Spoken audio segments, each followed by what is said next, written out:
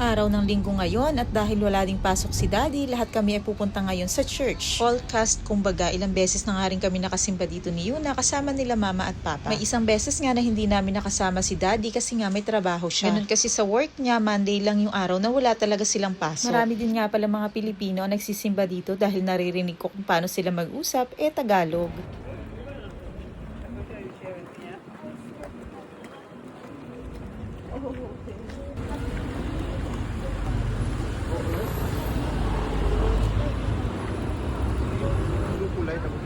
Sa Demon Slayer? Ano dati pa siya narinis parang sa 19,000. Really? I have no idea. Amazing. At andito nga kami ngayon sa I-12 Katong dahil kakain naman kami pagkatapos naming magsimba. At ayon nga sa narinig ko ay Thai food ang kakainin namin today. Yippee! Sarap kaya no? Parang lahat naman sa akin ay masarap no? Tuwing nandito ako palagi na lang masarap. Masarap ang naririnig yun sa bunganga ko. Talaga namang napakasarap naman talaga ng mga pagkain dito. Dyan din naman sa atin sa Pinas, masarap ang pagkain kahit na simple, lalong-lalo na yung tuyo. Paborito ko yun. At habang naghihintay nga kami ng aming pagkain, ay nag-toilet muna kami mag-asawa. At tingnan nyo naman yung nadaanan ko. O diba? Nakakatuwa, nakaka-amaze. Alam niyo bang gusto ko rin gumawa ng mga ganyan, kaya lang tinatamad na ako mag-back to zero para pag-aralan yung mga bagay-bagay. At eto na nga, ang pagkain.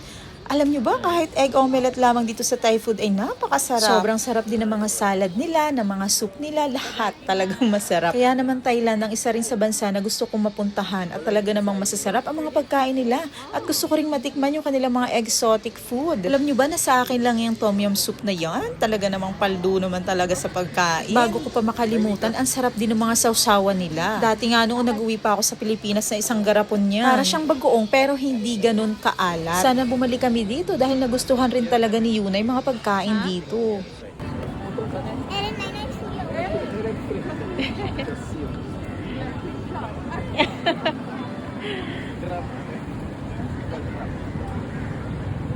Yeah, she want to grab.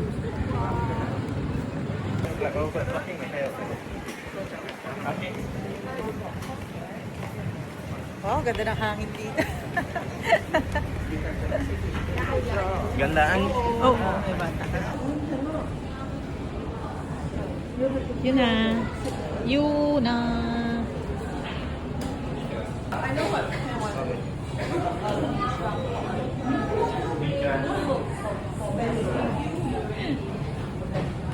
Wow, so another drama princess. Bye.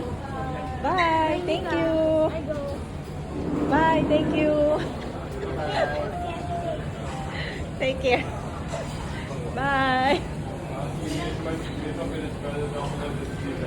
Oo, tama. Kumain pa kami ng dessert bago kami umuwi. Kaya lang, hindi ko na nakuhanan ng video. Hindi ko maalala bakit.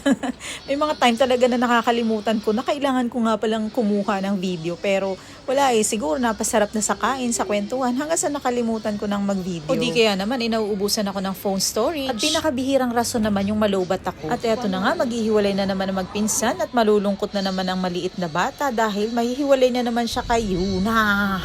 Ganun niya kasi tawagin si Yuna. Hindi nga pala kami sama-sama sa isang sasakyan dahil marami kami. Hindi nga pala namin kasama dito sa upuan si Daddy dahil palagi siyang umuupo dun sa unahan dahil siya ang tour guide. Charot.